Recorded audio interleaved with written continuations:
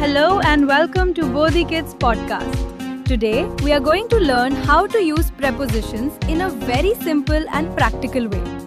By the end of this session, you will be able to talk about where things are and describe positions clearly in your daily life. So listen carefully and try to imagine everything as I speak. Hello, my name is Ria and let me tell you about my daily life. I always carry a purse with me. In my purse, I keep my phone, some money, and my keys. Everything is inside my purse. When I say in my purse, it means all these things are inside it. Now let me tell you about my table. On my table, I keep my notebook, a pen, and sometimes my laptop. These things are placed on the surface of the table. That is why I say on the table. Sometimes my bag is under the table. It is below the table, not on it. So I say under the table. I also love candies. I store my candies in a jar. The candies are inside the jar. And I keep the jar on the kitchen shelf. Now, if you look under my bed, you will find some old boxes and a pair of shoes. They are below the bed, so I say under the bed. I dry my clothes on the top of my terrace.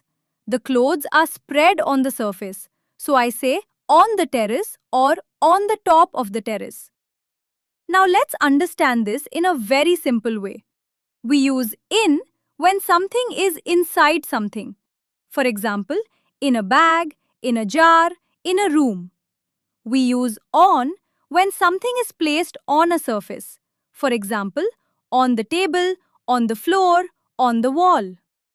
We use under when something is below another thing. Now let's understand one more common example. We usually say, I am sitting on the chair. This is the most common and simple way to say it. We say on because we are sitting on the surface of the chair. Sometimes people also say, I am sitting in a chair, especially when the chair feels like it is around you, like a sofa or an armchair. But for simple speaking, you can use on the chair. Now look around you and try to speak. The bottle is on the table. The bag is under the chair.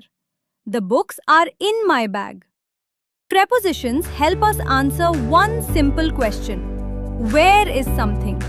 Now it's your turn. Try to observe things around you and speak in simple sentences. Thank you for listening to Bodhi Kids podcast. Keep learning, keep growing, and we will see you again.